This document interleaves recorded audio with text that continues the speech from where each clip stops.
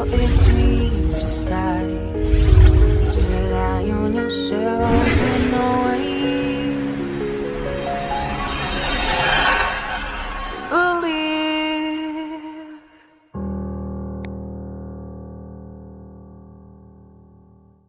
Good morning, everybody. Today's another odd weather day, so excuse the sinuses. It's going to happen until the end of winter. So get used to the sniffling and all that crap. I take as much as I can, but I don't trust a whole lot of medications for this. So I apologize now for the amount of breaks you'll find me taking to take a breather. Just so you know, this is not a cold. I hate winter. Hate. And I use that word in all its context. I hate winter. It is the worst time of year, has the most horrible holidays. I hate winter. I don't care who doesn't like me saying that. Really don't care. I hate winter. Hate it.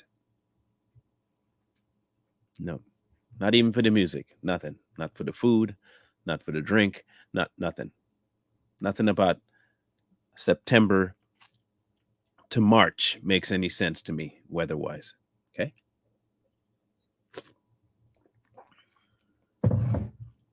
None of it.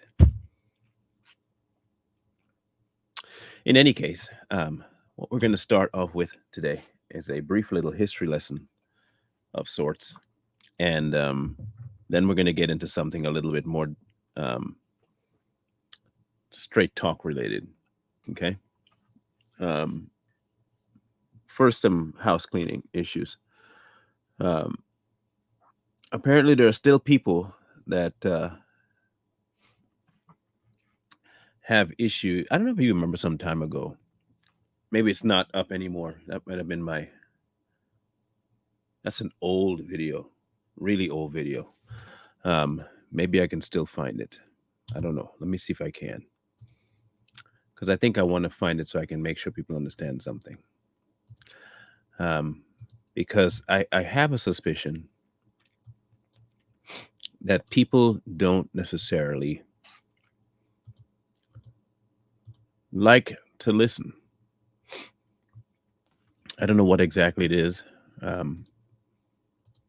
but maybe I do know what it is. Anyway, here it is. I'm going to play this for you. Excuse the old look of the video, but I did have a different look before surgery.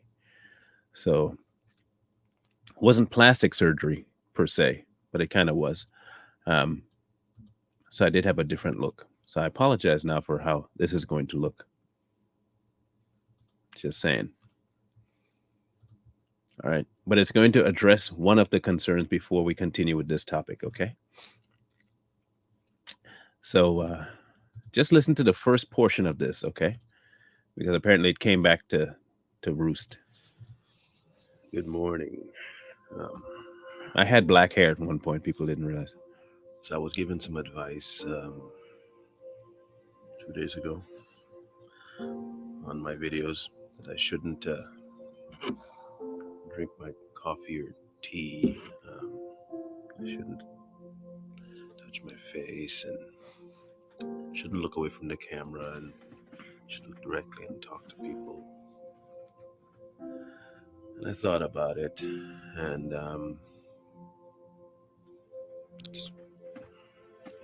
it isn't me.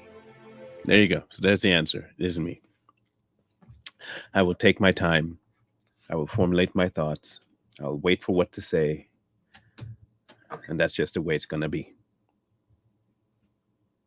Just letting you know. Okay. I do not prescribe to the speak quickly and get your points out. That's never been, since I started, never been me.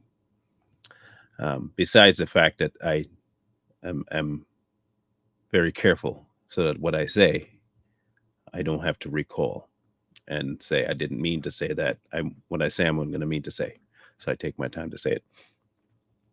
I just want people to understand that. Secondly, many ask about this, and outside the fact that it's none of your business, but because it's on screen and people want to know what that's about, I talked about it in another video about my history and my nephew and all that stuff. And if you really, really do want to know, you'll go find the video. I don't really have to explain this. And if you believe it's cocaine or some other drug that I'm doing, perfect. That's what you believe. But for a drug addict, I think I'm doing pretty good if I am addicted to some sort of drug. I might be a high functioning drug addict. Yeah. So it is what it is. Okay. Okay. Now that those two things are out the way, we can proceed with the original intent of this story. Palestine and Israel.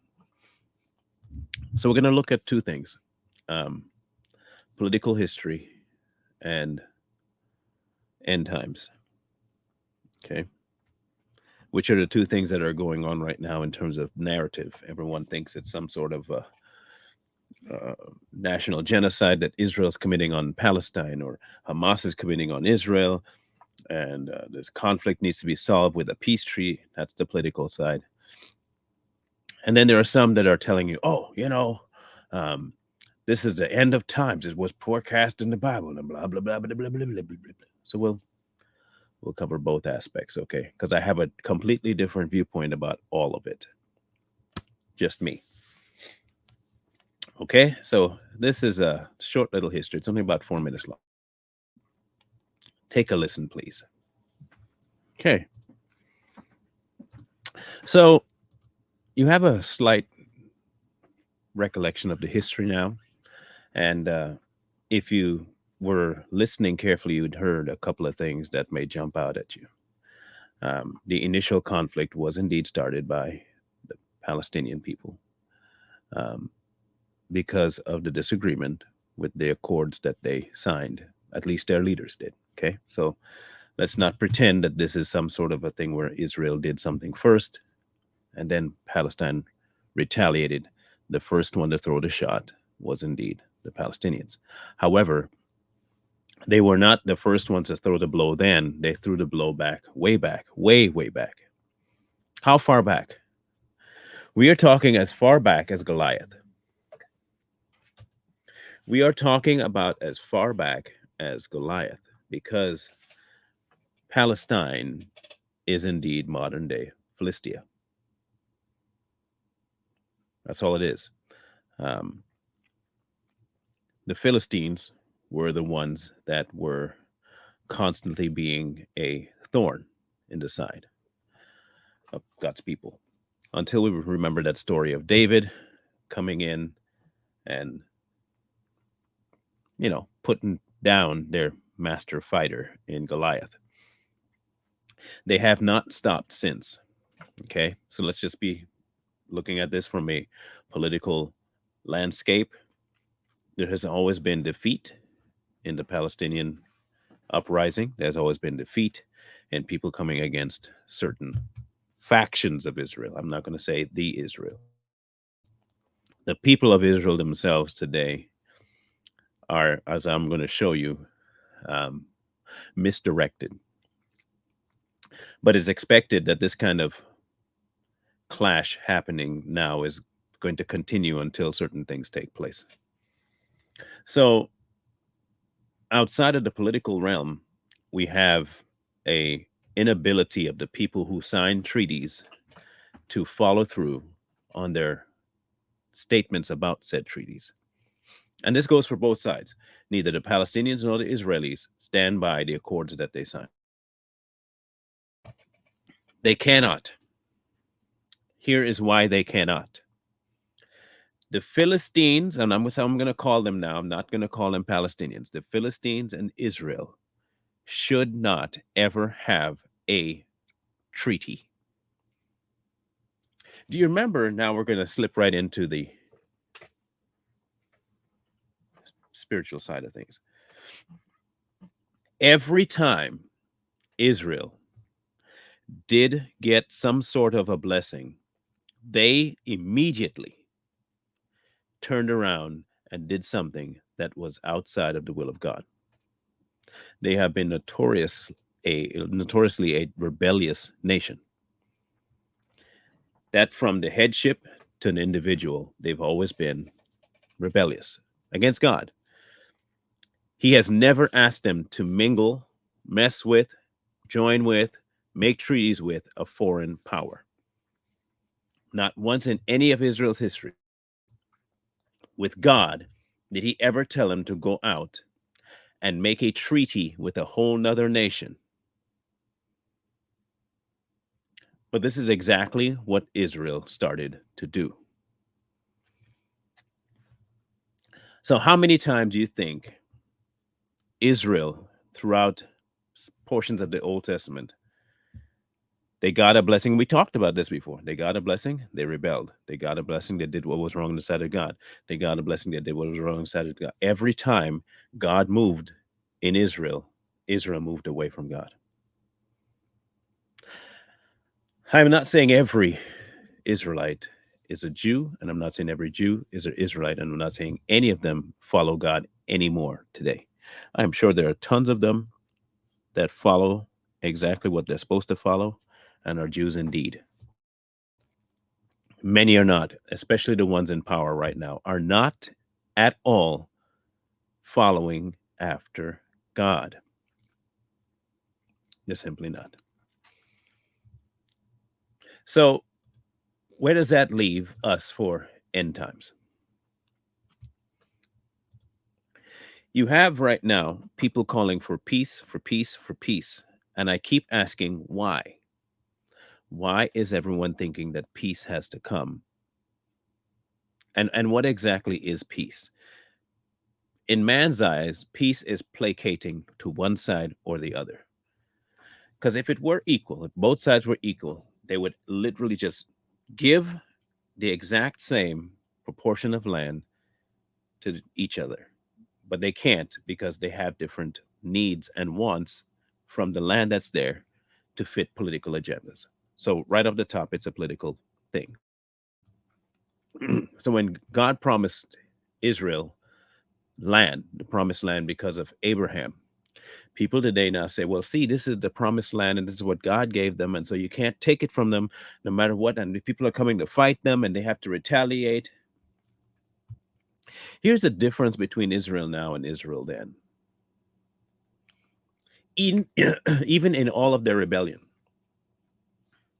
Israel still had someone in camp speaking directly to God for instruction. If anyone out there can help me with this, name me the person, or any person for that matter, that's putting God as the person in charge of Israel. Any.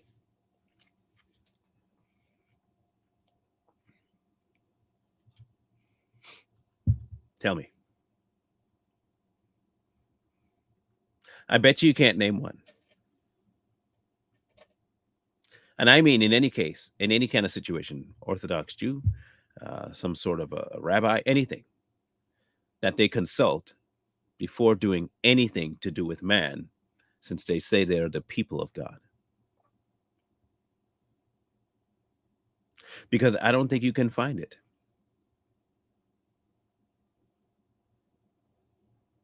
I'm going to look up that verse and show you something here real quick, okay? Jet setter.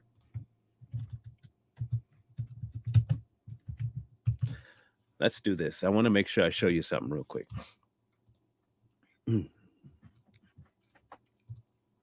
Okay, because I think it's vitally important that people get this particular point. I'm glad you said what you just said. Okay, I'm glad you brought this up because I want to elaborate on this real quick. And I'm going to show you something. But doesn't the Bible say to pray for the peace of Jerusalem? Okay.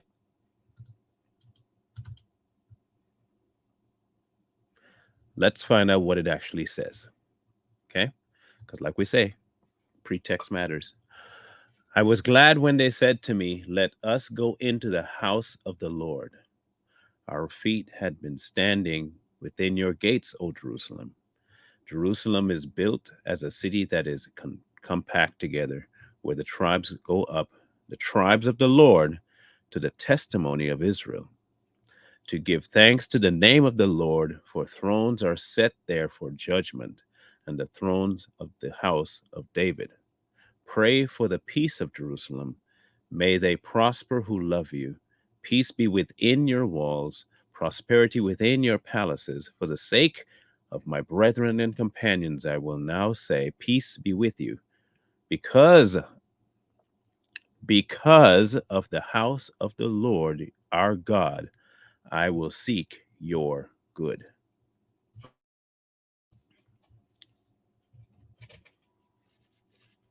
Now, after hearing that, is he praying and telling us to pray for peace of Jerusalem?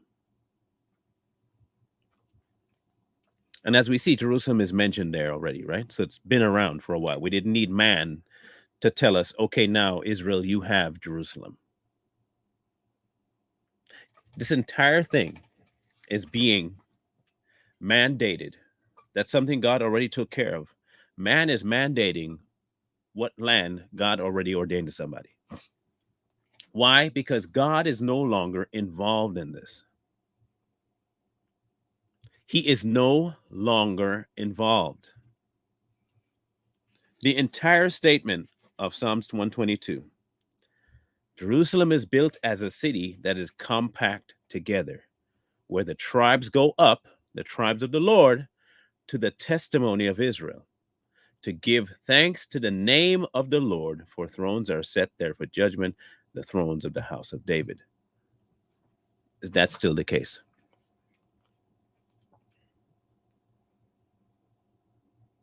Is that still the case? No. They even mentioned in that video that Jerusalem has now become a melting pot. They have put Jerusalem as a melting pot. Where else have we seen where God ordained a location? Hear me out.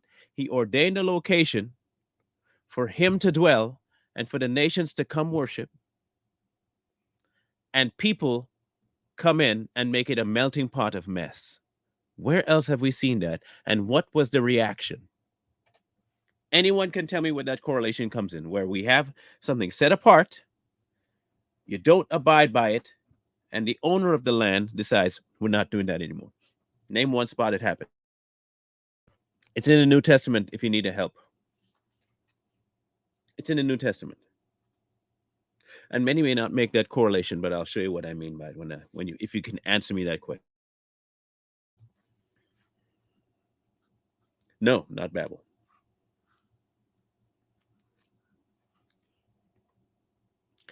The temple. When Jesus went into the temple, there were money changers, gambling, and he threw all of them out because he said his father's house is what?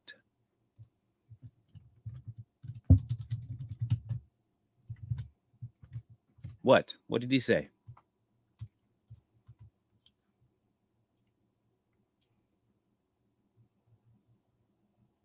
Stop making my father's house what? A marketplace.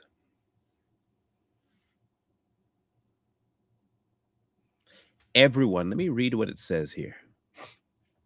The Jewish Passover was near, so Jesus went to Jerusalem.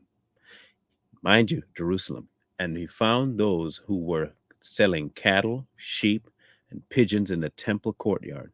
He also found money changers sitting there.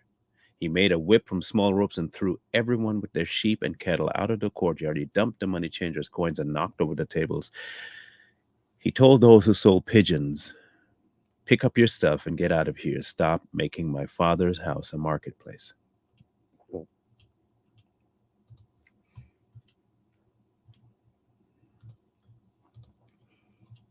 Another translation says this. When he had made whips of cords, he drove them all out the temple with the sheep and the oxen and poured the money changers' money out and overturned the tables. He said to those who sold doves, Take those things away. Do not make my Father's house a house of merchandise.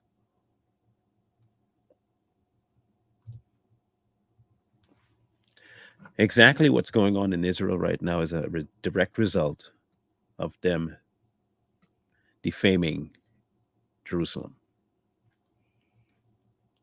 They made Jerusalem a place where any and everything goes. Every time Israel turns their back on God and do not make him a priority in their life, what happens next is always some sort of conflict, either by capture or by war. Every single time. This has very little right now to do with end times. Very little. I'm not saying it doesn't have anything to do with it. I say it has very little. Very little. I want to show you something real quick.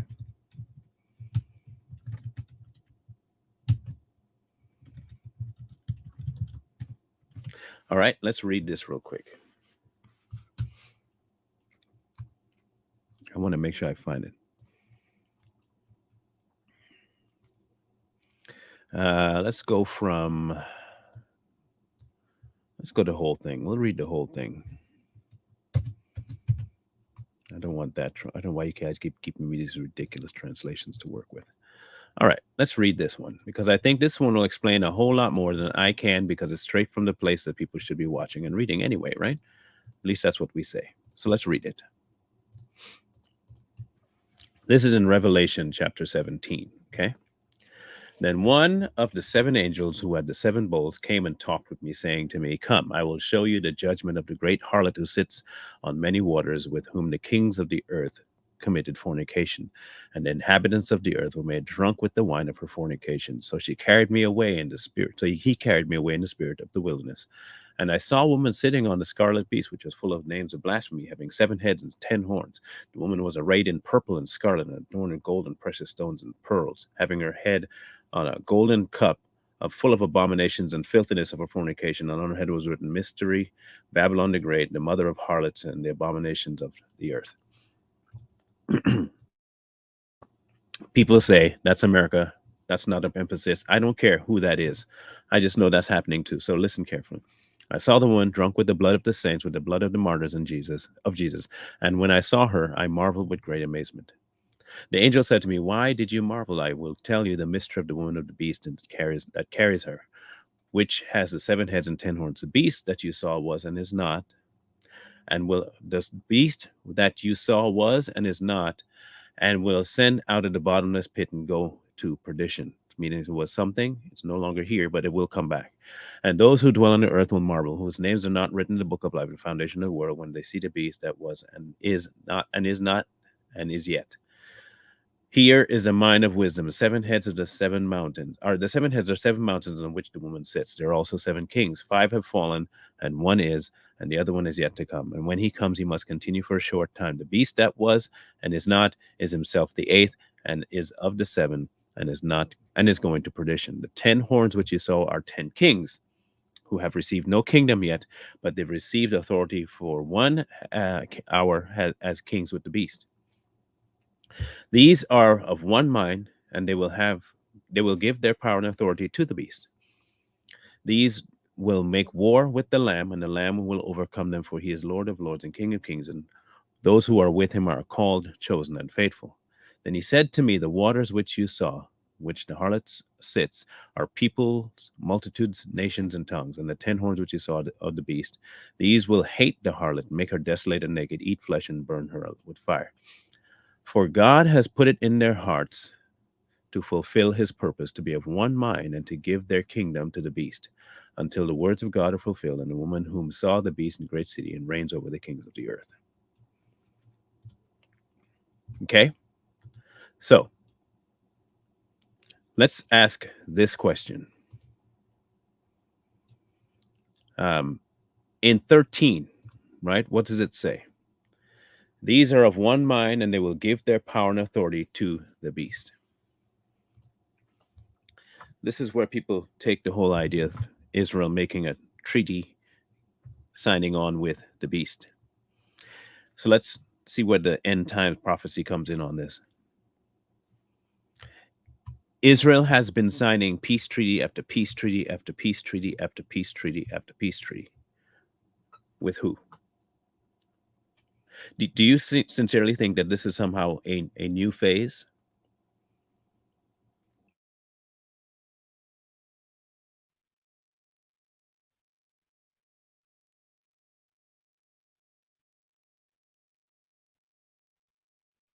A new thing for Israel? Do you? Every time since this whole issue of making Jerusalem and Israel a state, they have been making treaties with Israel. Large nations have been making treaties with Israel. This particular thing isn't new. This is not the new phase where it says, oh, definitely gonna. They've constantly been doing it. I would technically tell you right now that Israel, the mention, is already signed to some sort of a peace treaty somewhere. And this is only the last bit that you will see of it being recognized fully. That's all. The peace treaty is supposed to happen, right? Okay, good. So we are expecting someone else to come in and have them help them sign a treaty to stop the so-called war over there. Again, the 10 horns which you saw are 10 kings who have received no kingdom as yet, but they receive authority for 1 hour as king with the beast. These are of one mind, and they will give their power and authority to the beast. They will make war with the Lamb, and with the Lamb, and the Lamb shall overcome them, for he is Lord of Lords. I'm not saying that the UN is the beast, but they definitely have a hand in bringing the beast to the forefront. What has been their theme song? Make peace everywhere. They are the hub of world nations. They are the hub of united nations. They are the hub of man trying to make peace with man without the intervention of God. And they are willing to sign a deal with people who are supposed to be following God under the context of we don't want war.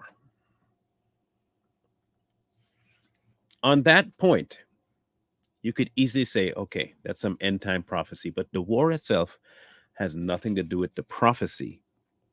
The war itself is a complete and utter manifestation of the state of Israel before God.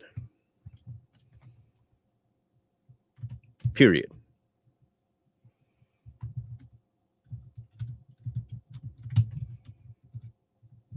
Period.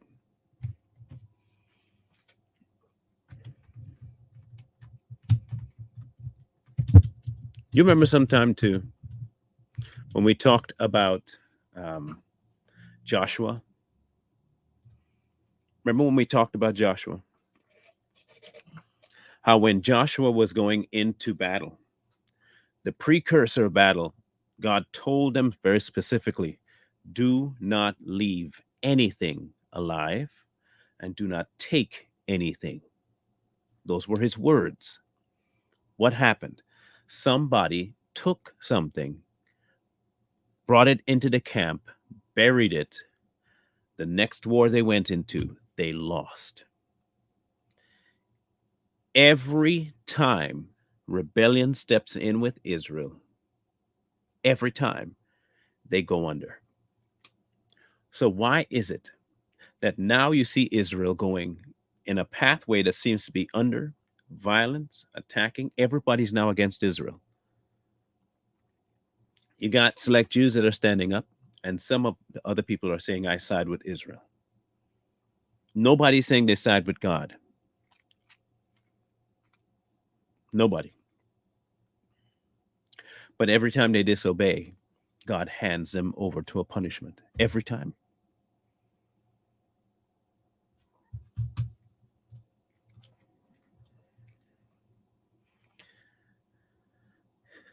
If you look at a couple of the instances where Israel rebelled, let's go to Moses. Let's go to Exodus 15. So Moses brought Israel out of the Red Sea. Then they went into the wilderness of Shur. And they went 3 days in the wilderness and found no water. Now, when they came to Marah, they could not drink the waters of Marah, for they were bitter. Therefore, the name of it was called Marah. And the people complained against Moses, saying, "What shall we drink?"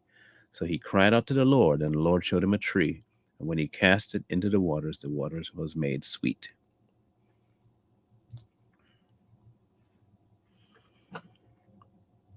Every time they complained, they got rescued. They complained because they didn't have something.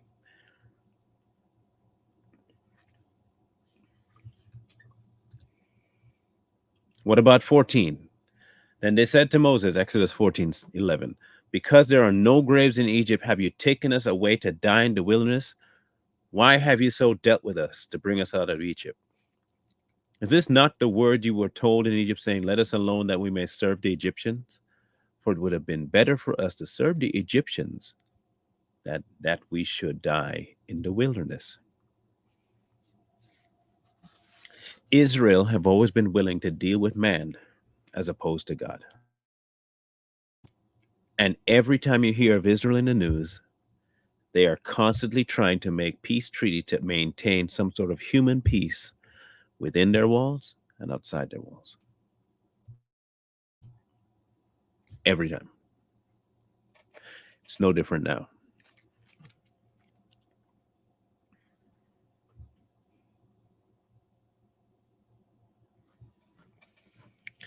Now, understand this, Nadia. I do understand Israel countering a violent threat. I understand that's what it, because that's what men do. Men will do that. But when God is on your side, you notice that they didn't have to do that. Do you realize that when God was with Israel, they could send 3,000 and defeat 30,000? Do you realize they can defeat an entire army with not even a slightly scary amount of people? Do you realize that when God was with Samson, he took out 1,000 men by himself? If Israel had only turned back to God to deal with this issue with Palestine, with Hamas, instead of taking things into their own hands and functioning their own way without consulting the king, they would not be in the situation they are now. This is not about end times. This is still a lesson for Israel. And I mean the true Jews. I don't mean people who just live there. Because if you don't remember, even the people who were not by birth Jewish prospered when the Jews followed God's tutelage. Every time they followed, everyone within their camp prospered.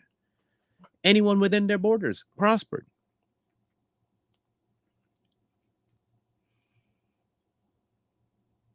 They have long forgotten turning to God for an answer. They turn to man first, which will make it even more easy for them to finally sign that very last peace treaty with man and the beast. Which is why I say, yes, there's a portion of the end times that's involved here. No, it's not even about the land. Hear me out. And I'm glad you said it, because I was going there next. The land is of no consequence. Not to God. The land itself is of no consequence. The giving of the land in a fulfillment of his promise is what's of emphasis here. God directly promised Abraham land, promised Moses land, promised the Israelites land. And he did this all on behalf of his promise himself. It was a word. I will give you this.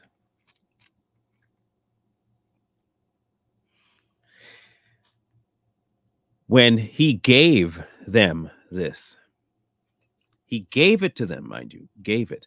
It had nothing to do with the value of the land as much as it had to do with value of the person giving the land.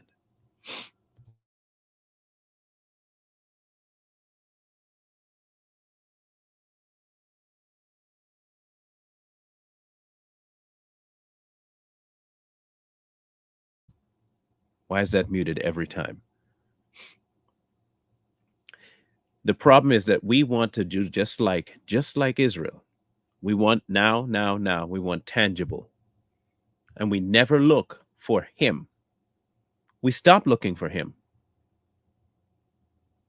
We stop looking for him. Israel got out of Egypt. All kinds of wonders and signs. Nothing. They don't bother turning back to God. They get saved. Still no back to God. We're the same way. We want, but we never go back to God.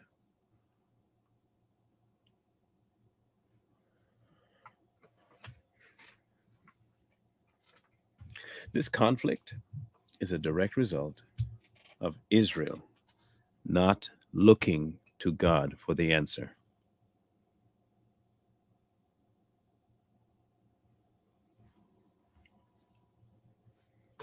This is it. This is all this is. The land itself only has value because the person that promised it had value and has value. They are fighting over the gift, and the ones that were given the gift is ignoring the gifter.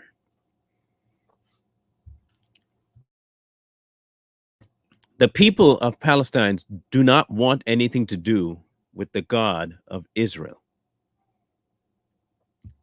I am not going to side with people that have no affiliation, want, or need of God. So don't tell me, oh, for the people of I don't care. The same way I do not care about what happens in Israel because they have turned their backs on God. Point blank. They have been led away to captivity because of disobedience. Their entire synagogue was trampled because of disobedience. Everything that could happen to a nation happened to Israel because of disobedience. And right now you are seeing in full display Israel disobedience coming through and the rewards of it.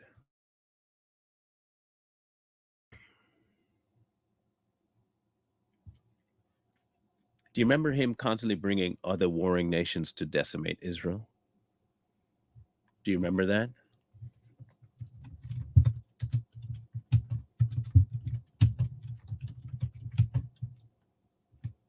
You remember that?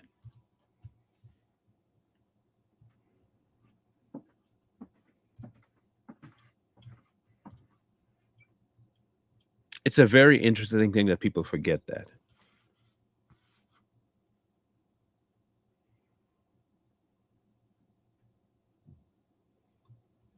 So let's read something real quick.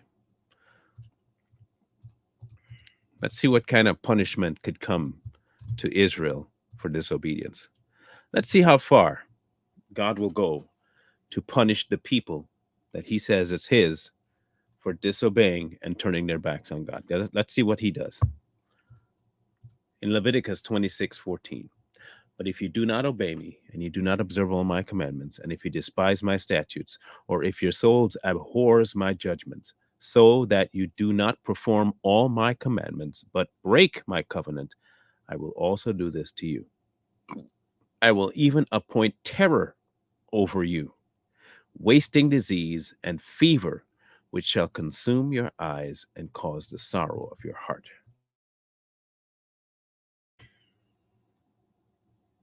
Pretty crazy? Okay. And you shall sow seed in vain, for your enemies shall eat it. I will set my face against you, and you shall be defeated by your enemies. Those who hate you shall reign over you, and you shall flee when no one pursues you. After this, if you do not obey me, then I will punish you 7 times more for your sins. And I will break the pride of your power. I will make your heavens like iron and your earth like bronze, and your strength shall be spent in vain, and your land shall not yield its produce, nor shall trees in the land yield their fruit. Then, if you walk contrary to me, I will not willingly obey me, I will bring you 7 more plagues according to your sins. I will also send you beasts, wild beasts. You shall rob you, which shall rob you of your children, destroy your livestock, and make you few in number. And your highways shall be desolate. But if by these things you do not reform by me, but walk contrary to me, then I will also walk contrary to you, and I will punish you yet 7 times more for your sins. I will bring the sword against you, that will execute the vengeance of the covenant when you are gathered together within your cities. I will send pestilence among you, and you shall be delivered into the hand of your enemy. When I cut off your supply of bread, 10 women shall bake you bread in one oven, and they shall bring back your bread by weight, and you shall eat and not be satisfied. After this, if you do not obey me, but walk contrary to me, then I will also walk contrary to you in fury. And even I, will chastise you 7 times more for your sins. You shall eat the flesh of your sons, and you shall eat the flesh of your daughters. I will destroy your high places, cut down your incense altars, and cast your carcasses on the lifeless forms of your idols, and my soul shall abhor you. I will lay your cities waste and bring your sanctuaries to desolation, and I will not smell the fragrance of your sweet aromas. I will bring the land of desolation, and your enemies who dwell in it shall be astonished at it. I will scatter you among the nations and draw out a sword after you. Your land shall be desolate and your cities waste. Then the land shall enjoy its Sabbaths as long as it lies desolate, and you are in the enemy's land. Then the land shall rest and enjoy its Sabbaths.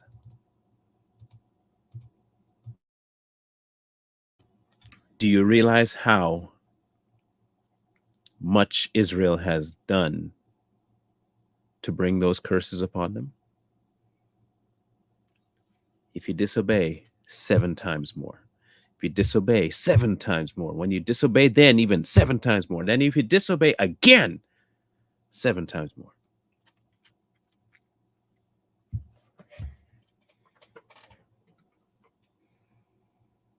And the kinds of punishment God laid on them, you see it happening now. Israel brought this on themselves through disobedience and leaving God behind. This isn't on them. Until they turn, this will not stop. It won't stop. Blame Hamas, blame the Palestinians, all you want. They are simply the hand of punishment. That's all they are. Simply the hand of punishment. And here come the great reliever of all woes, America, to tell people, peace, we want peace. While we ourselves are straying further and further away from God under the New Testament, we are completely removed from any semblance of godly nations. I don't care what anybody tell me. America might have one point been a Christian nation. Hasn't been for a while now. There are Christians within the nation, but America is not a Christian nation. America may have been founded on some principles of Christianity, but it is not a Christian nation. A Christian nation would separate itself would make God their head and would make all their movements at the behest of God. This is not a Christian nation. There are no Christian nations anywhere. There is not a single nation that puts God at the helm, that makes him king, that they have to consult him before doing anything. There are no Christian nations on earth. None.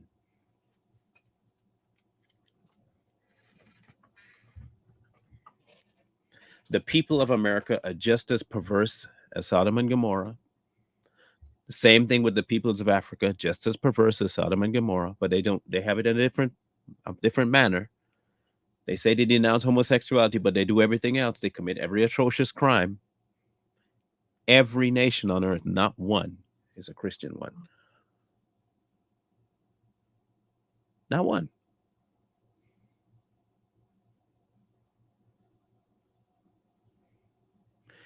The Palestinians, the Israelites right now, or the people of Israel, it is meant to be because Israel forsook their God. Israel forsook their God, and the punishment was told to them what would happen if they did. He specifically laid it out in the book of laws what would happen to them.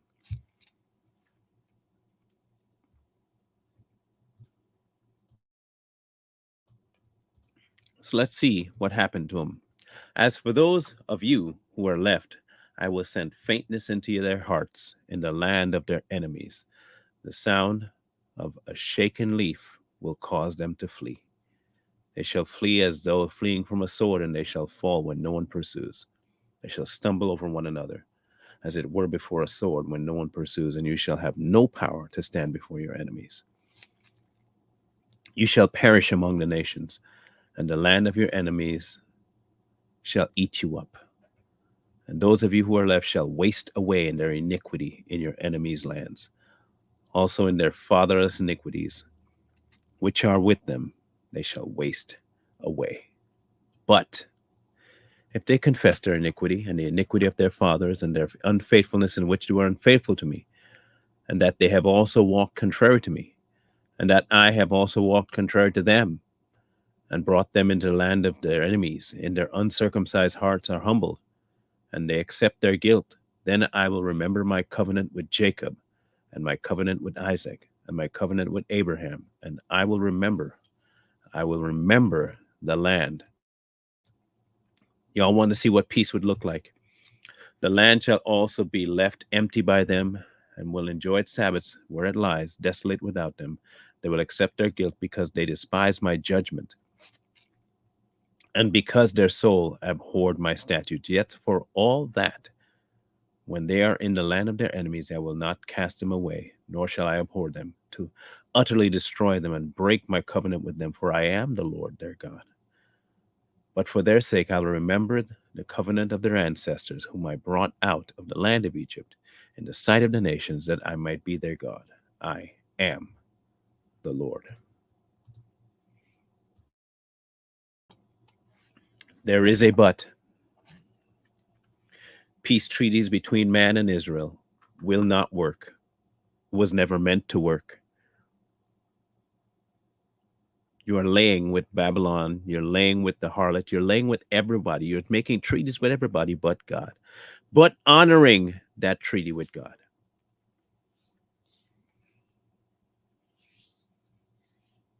He said, but if you do all that and you still repent, I will give you back that land.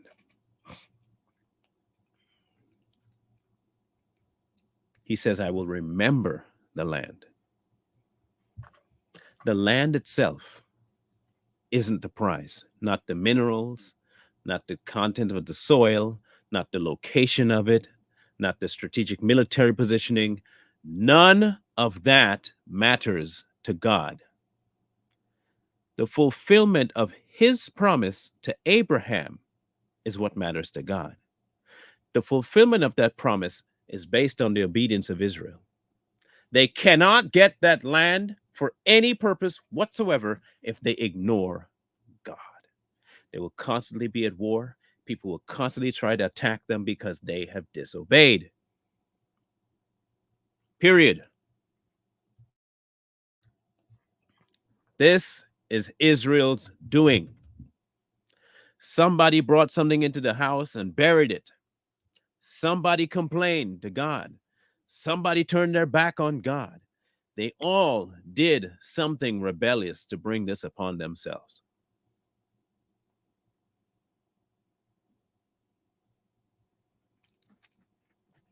We are here talking about what the Hamas did to the babies. You did this to yourself.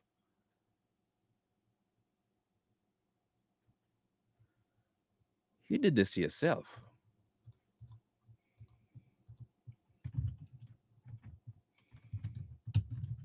Let me show you something real quick.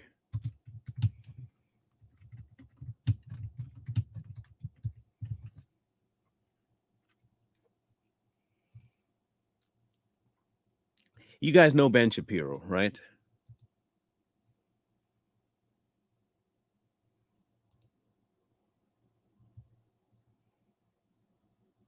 Here we go. Everybody knows who Ben Shapiro is. Orthodox Jew is what he calls himself, okay? This is what he tweeted. Israelis like to build. Arabs like to bomb crap and live in open sewage. This is not a difficult issue.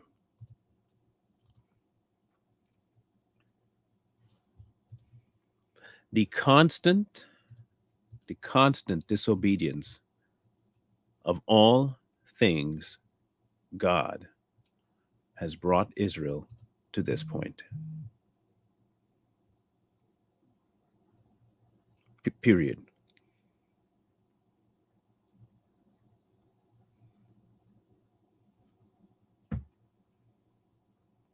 I don't understand how this is difficult.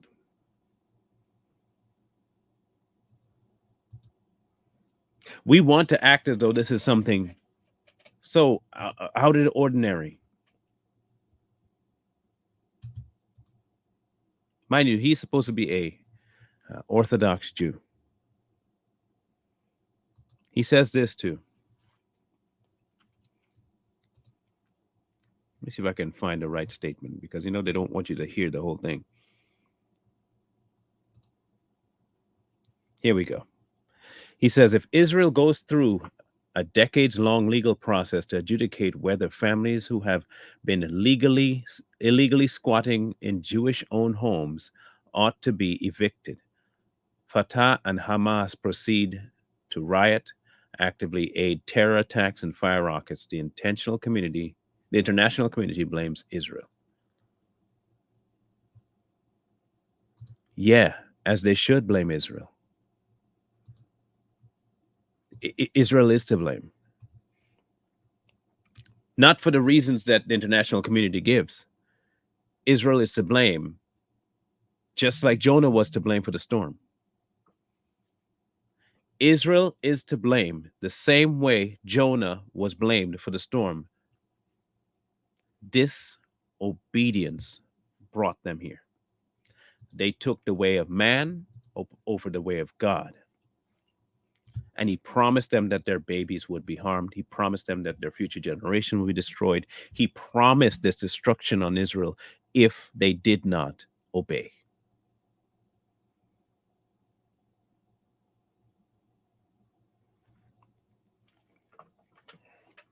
And now they have left themselves with only one recourse: sign a treaty with man. And eventually that will happen. And when that does happen,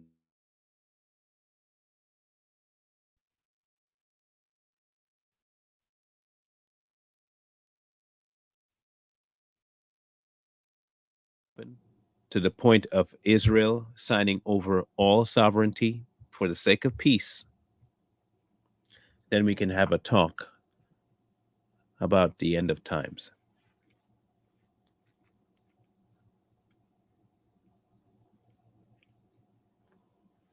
We'll talk about the end of times then. For now, not yet. Not yet. Mind you, it's coming. It is coming, but not yet.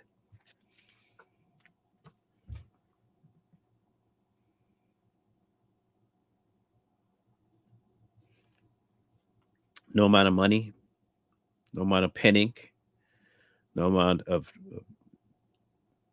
ambassadors, news coverage, retaliation, none of that's going to save them. Not going to save you. I'm not siding with Israel. I'm not siding with Hamas, because Hamas is being used as the enemy, bringing in the same way Pharaoh was used to bring Israel under subjection to God's way and law. Hamas and the Palestinian people are being used to bring Israel back to God.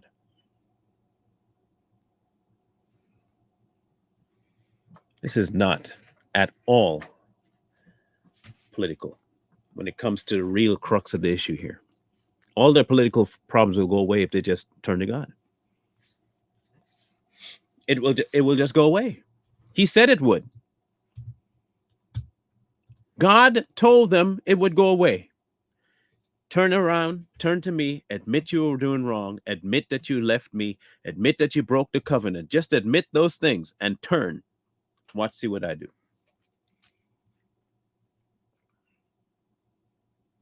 Nothing. They will eventually turn to man for a solve that only God has. It is spoken about, and you're seeing it in full motion right now, that is leading towards doing exactly that. All because of disobedience. All because of disobedience.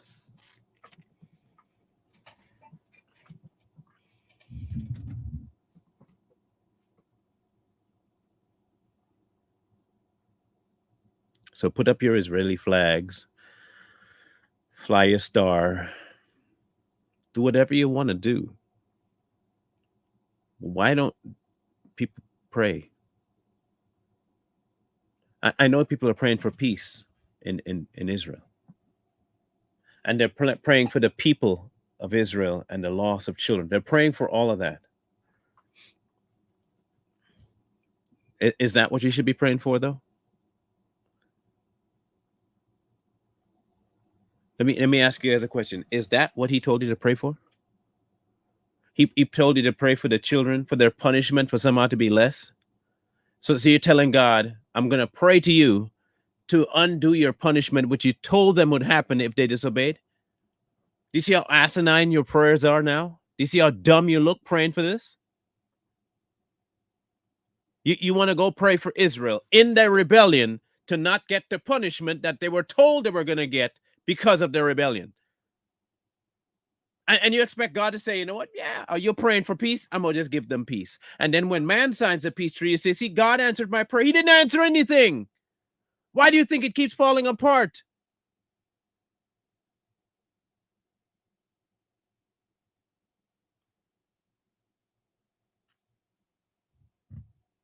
Pray for their hearts to turn back to God. Not for peace. Not man-made papers. To find the one who is the author of peace. They're not going back to him. They need to go back to him.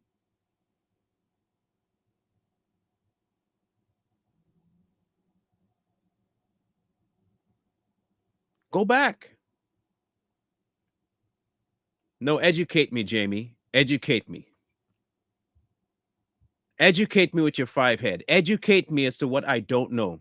Tell me if what I'm saying is not in the Bible. Go ahead. I will wait. Female preacher, tell me exactly where I'm wrong. I'm going to wait for this one. I figured as much that some descendant had to come in to talk. So please tell me, one, who the chosen people are today. And please tell me where in the Bible I'm not getting. Go ahead. I'll wait. I really want to know this. This is a perfect day for it. This is the perfect day for it. Tell me. What didn't I read? Come on, tell me what I didn't read.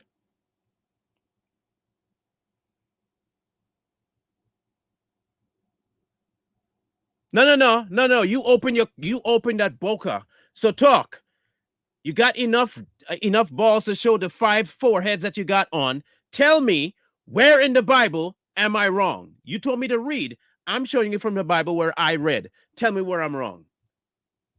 I know you can't do it. I know you like to do this. But tell me, I'm waiting. Educate me.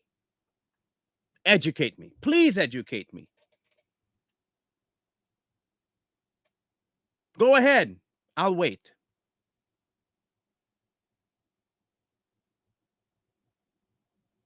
Please go ahead and tell me where I'm wrong. God loves his people so much that he told them exactly what would happen to them.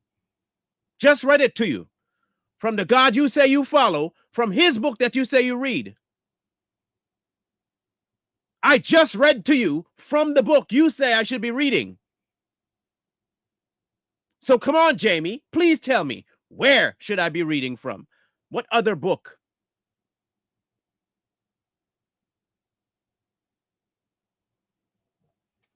I'll wait. I don't care if you're here. You tell announcing that you're here has nothing to do with what you said. Okay, you're here. You want an applause? You need a medal?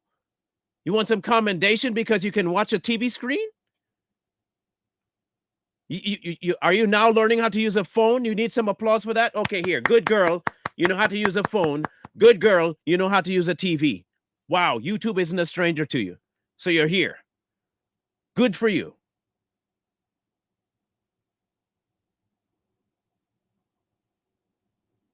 So tell me, where in all of my reading am I wrong? I'll wait.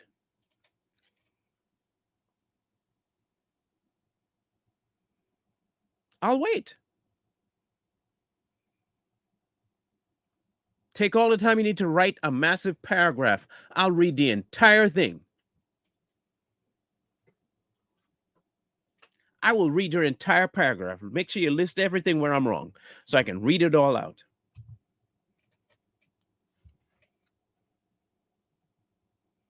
God doesn't love his people so much that he'll just let them continue sinning without punishment. God doesn't love his people so much that he'll let them continue disobeying without punishment. That is not who God is. And he's told them specifically in law what will happen to you.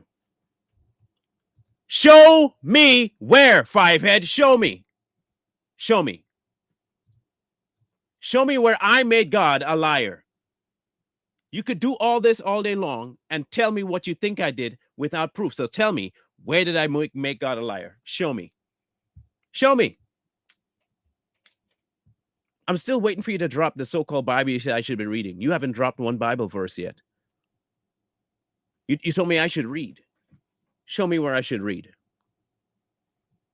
I'll wait for you. Show me where I should read.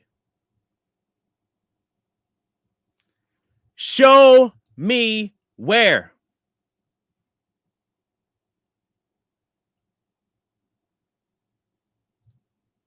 Show me. I said, I'm waiting. Book, chapter, verse. I'll wait.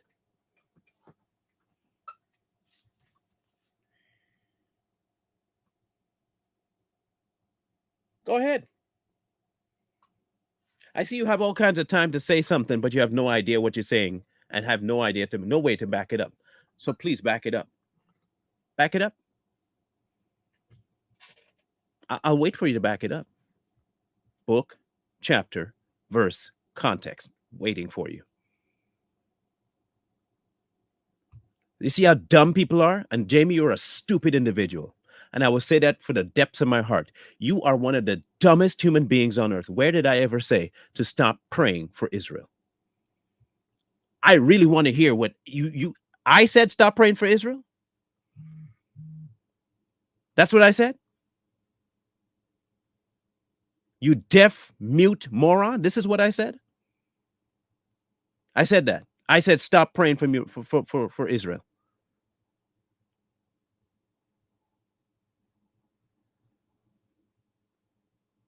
Did I say stop praying for Israel? Answer me.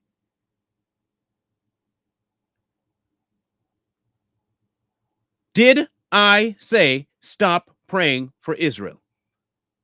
Answer the question.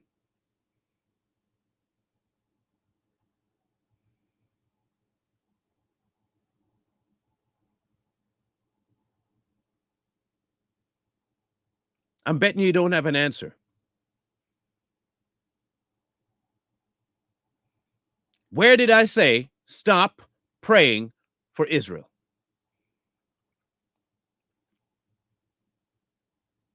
So where the heck did you get that from, you jack monkey? Where did you get that from?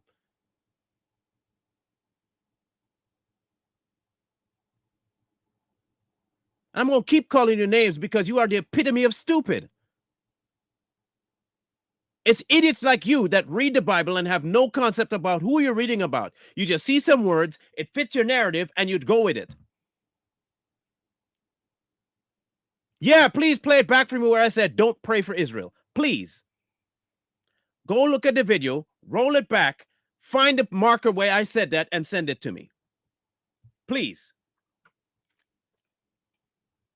Please. Go ahead. Please play it back for me.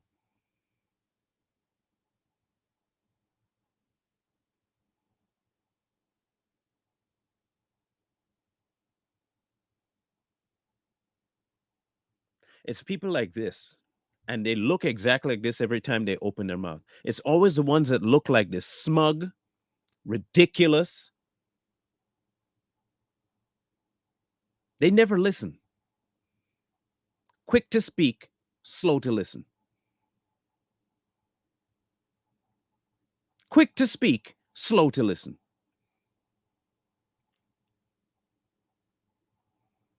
It's expected, though. These are the kind of things I expect.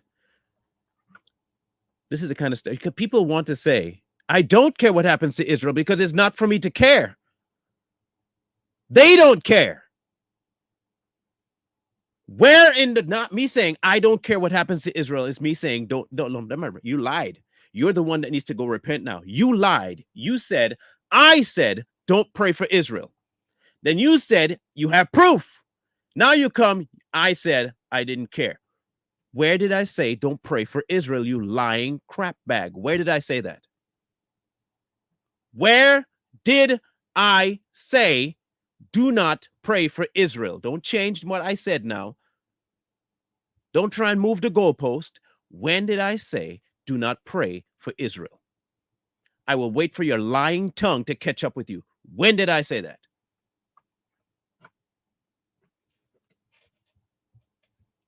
You said, I said that. I know that's a lie. So show me where I said don't pray for Israel. Don't move the goalpost. Don't change the topics now. I'm not your husband where you can just lie and make him fall for it. That's not how it works here. Tell me where. You have one more shot. One more shot.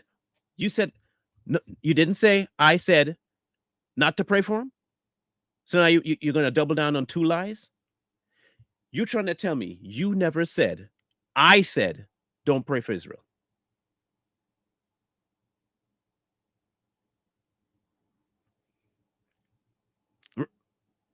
I literally brought it up on the screen. Are you serious?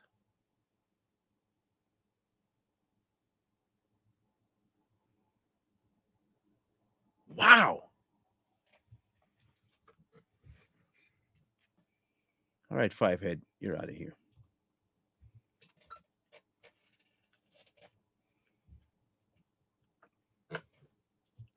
And this is how Israel got involved in this problem. You want to know how Israel got involved in the problems there are now? They're chosen. They can do whatever they want. They're chosen. See, chosen to them is a right and a golden ticket to do whatever you want. It's a golden ticket. The same way people today will use grace as an excuse to do whatever they want. I'm a Christian. I'm saved forever and ever and a day. I have grace. He'll forgive me. Israel thinks because they are the chosen people, anything they do will be forgiven. Anything they do will bring them prosperity because they're the chosen people.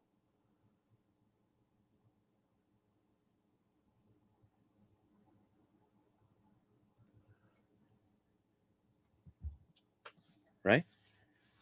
Look, it's no different than Christians today. None, not even remotely different. Not at all.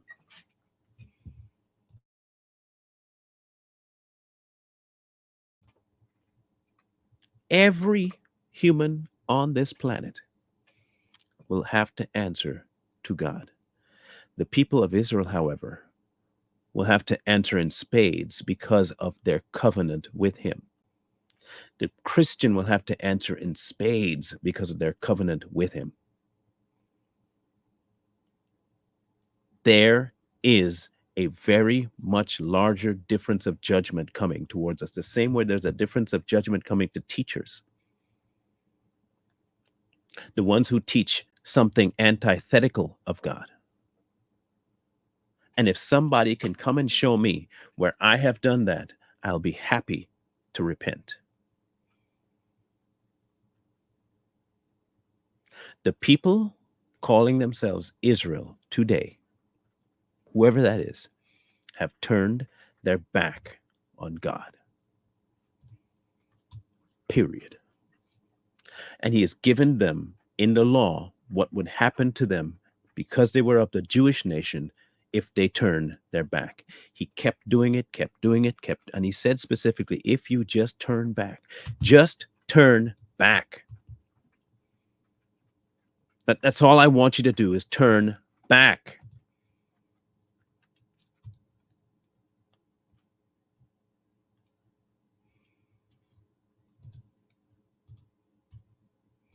Yet, for all of that,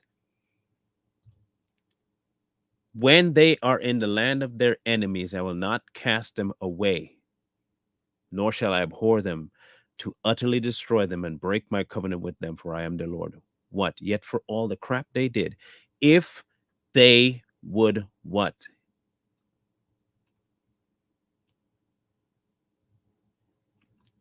If they confess their iniquity and the iniquity of their fathers and their unfaithfulness in which they were unfaithful to me, and that they also have walked contrary to me, and that I also have walked contrary to them and have brought them into the land of their enemies, if their uncircumcised hearts are humbled and they accept their guilt, I will remember my covenant.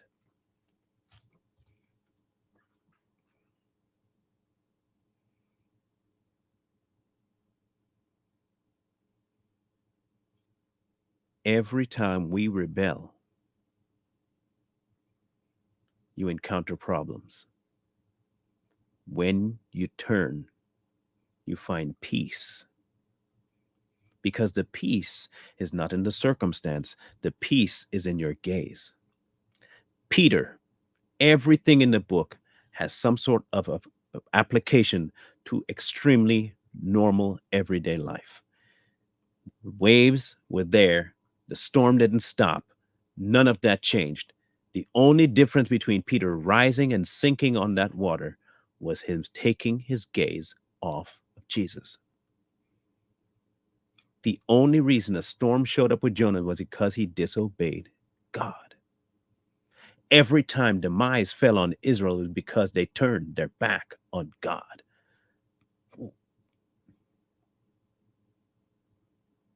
Every time.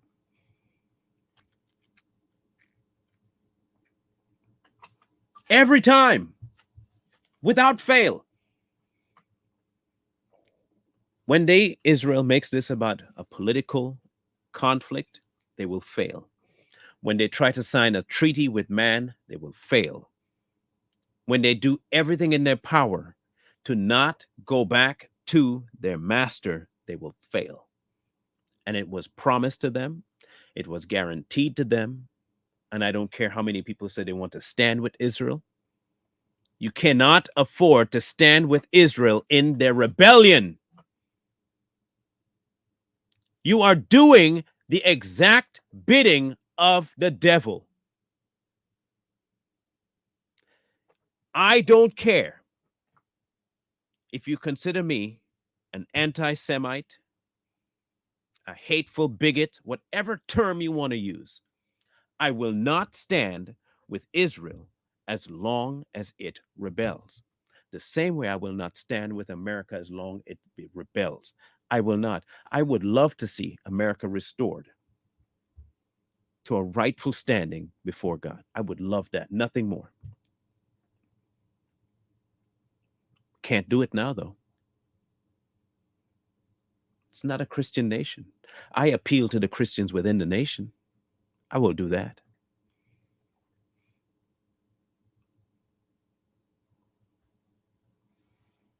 I'm not going to stand for it. I'm not going to stand with Israel. I'm not standing with Hamas. I'm not standing with the Palestinians. I stand with God. And if you don't want to turn back to God, enjoy your punishment. Enjoy the rockets. Enjoy the desolation. Enjoy it, because that's what you brought upon yourself.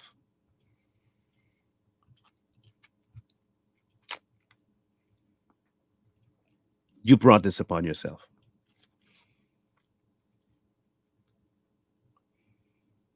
Wild beasts, and they will rob you of your children, destroy your livestock, make your numbers few. I'll bring a sword against you. There's a sword against them right now.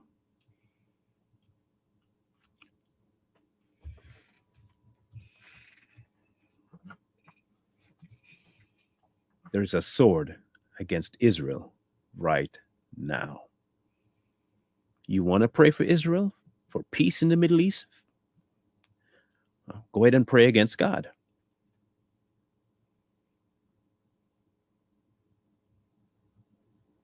Pray against God. Or you can pray for Israel to turn. You can pray for everyone in Israel right now to come back to God.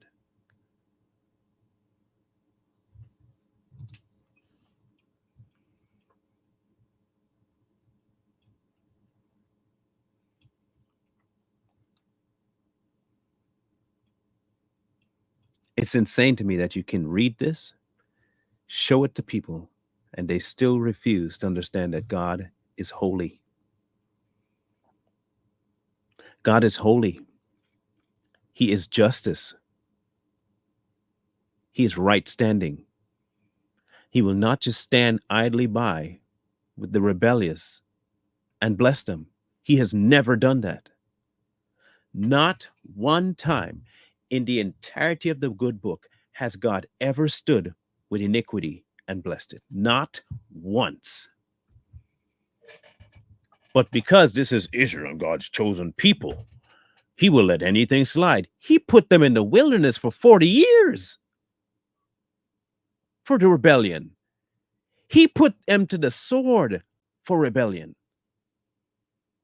He forsook them utterly.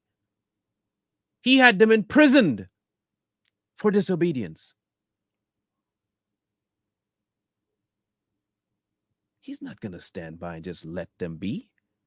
Why do you think there's always been a conflict over there? Because they've turned away from God. And you think man is going to solve something that God punished? Are you serious?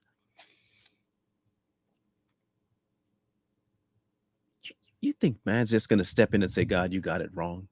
Let me just put this piece together real quick. Since your piece is not the kind of piece we can handle, I'm going to give them a brand new piece of cord here.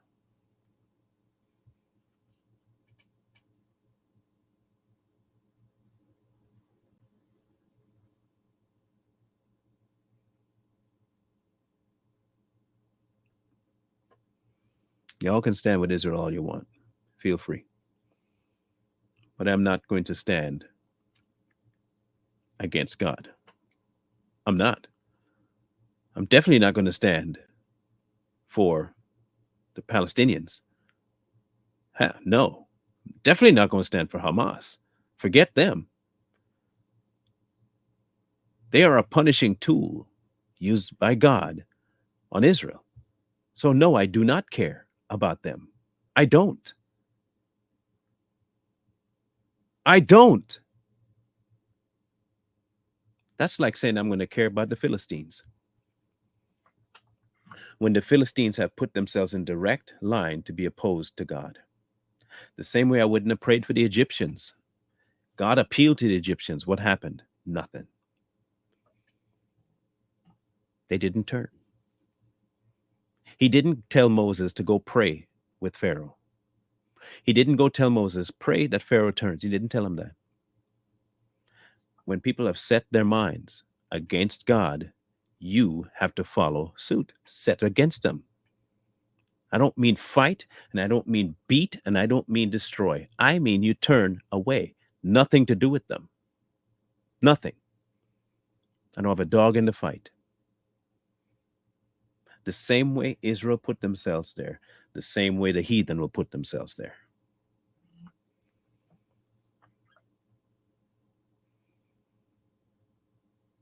The same way I will never recognize the Muslim faith as a religion that's any benefit to man.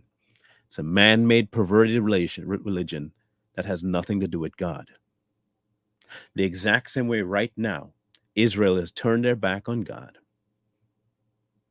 And they have nothing to do with God except in the heritage of their history. And it literally says it right there. If you would just come and confess that your sins, your father's sins, all of it, confess all of it.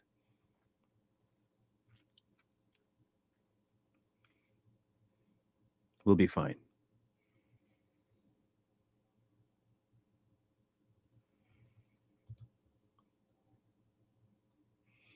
If God don't reward us under the new covenant, if God doesn't reward us under the new covenant for rebellion, why would he reward under the old? It would tell me that he is a God who does not know how to make up his mind. That's not the God I serve. So go ahead and stand with Israel. Just because they have the title of chosen people, while you watch them disobey. This would be just as bad as Joshua knowing that that guy had these items from the defiled people and saying to God, yeah, I know you said that we should take him out and stone him. But I think what we're going to do is I'm going to have him write a letter saying, I will never do this again. And he signs his name and we're good to go. If Joshua had done that, you will see exactly what the leaders of Israel are doing right now. Separate. Well, I know that's what you say, but what we're going to do instead is that we're going to create a melting pot, right? And then we're going to sign a treaty for that. And then we're going to make this about the land you gave us and how much better we are because of the land. Not because we follow you, but because of the land. So we'll sign that peace treaty here too. Now, we're also going to do this. We don't really need you around no more. You've given us the land. Yep. And you've given us the title of chosen people. Good. So we don't need to follow you anymore. We have what we want.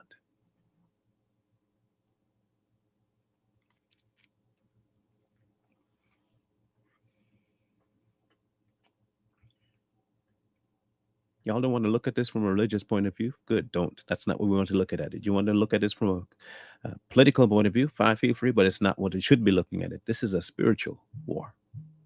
This is decadence.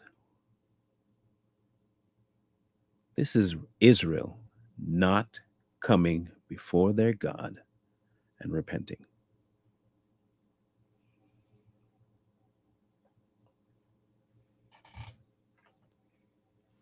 Plain and simple. They have linked arms with people who are an affront to God. And you expect God to bless them? Why? Why would God bless them?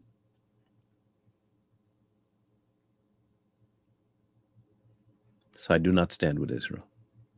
I do not stand with any of the conflicts going on in the Middle East. I don't care about it because until they turn their back, the reason I don't care what happens is because what is happening was told. I cannot care about it. This is something God ordained. My feelings about it have nothing to do with it. All the anger and all the sadness I might feel right now about what's happening in Israel has nothing to do with me. I can't fix it because it's not for me to fix. And I'm not supposed to pray opposite of what God is doing. And if you're ever unsure, pray his will be done. Not for peace, not for the wars to stop, for his will. Because you do not know his will in how it's going to play out. What you do know is when you see rebellion, you can always tell it's rebellion. It's pretty stinking obvious. Because if you cannot show me one spot where Israel has followed God faithful, I can show you 100% in the book where it says, if you don't, this will happen. It's in the book you say you read. This is not even about hermeneutics and how translations this and translate. It's in the book. And every time Israel done it, God followed through on his promise. I don't get this.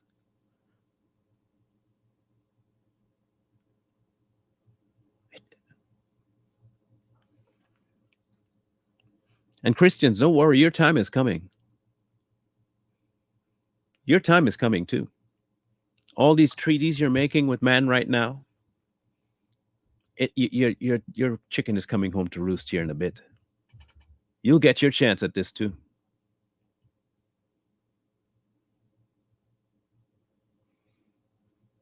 Yeah. This so-called Christian movement of love, love, love, love, and accept, accept, accept.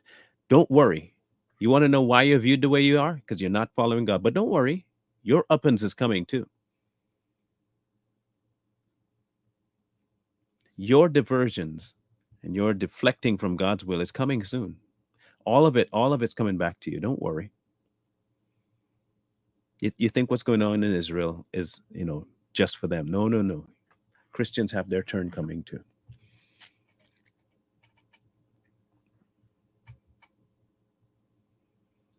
It's coming. Pick.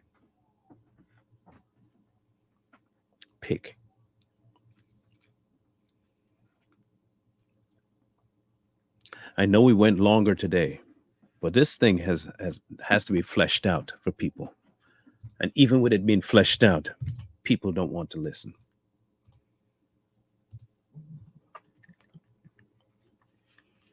Israel has to make its peace with God, or they can continue to doing what they're doing and suffer the consequence. Christians need to turn back to God or suffer the consequences. It's pretty simple. God ain't changing for nobody. God ain't gonna placate to nobody. God's not gonna give somebody a pass.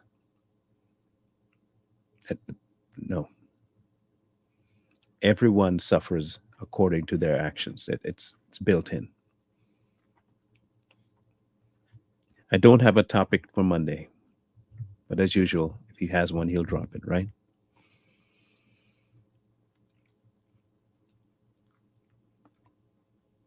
Go back and listen. If you heard something awry, talk to God about it. If you can point out to me straight up in the book where I was wrong, send it to me.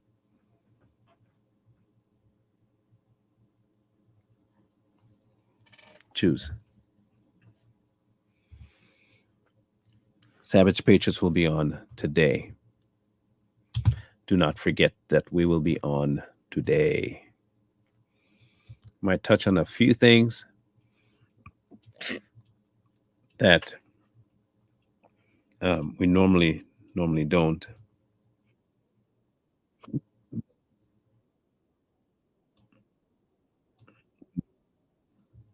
Hang on.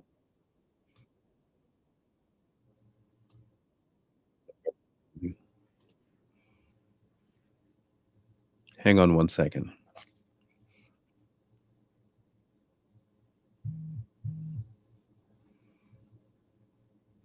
Okay.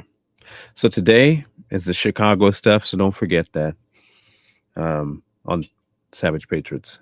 Okay. Just look forward to that one. 6:30 Eastern. And for those who might watch this and think I was not being Christian, what my approach to that woman, I was not speaking to a woman, I was speaking to a devil. Say what you want. If you're speaking something that's completely antithetical to the Bible, I don't know what else you want me to call you. You are what you are. Again, if I'm wrong, show me where. Just show me where. I'll keep calling you out every time. I don't care. I don't have no license for my mouth. I'll say what I got to say, call you what I got to call you. A brood of vipers, fools, all of it, because it's what you are. No apologies. None at all. So if you're looking for one, a follow-up video with it's not happening. Not happening. Like a towel, it ain't happening.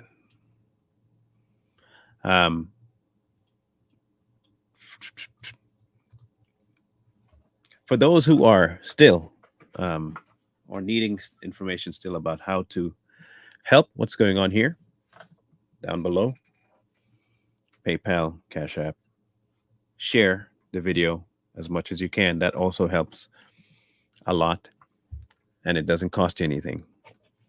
Smash the like button. That helps a lot. Doesn't cost you anything. Even if you smash the thumbs down button, it does a lot. Just do it anyway. Leave a mean comment. It'll still help the algorithm. So we'll see you guys at 6:30 for Savage Patriots. Wisdom calls to you from the streets. Wow. Please, please, please find wisdom. Peace. Hold tight the dreams, for if dreams die.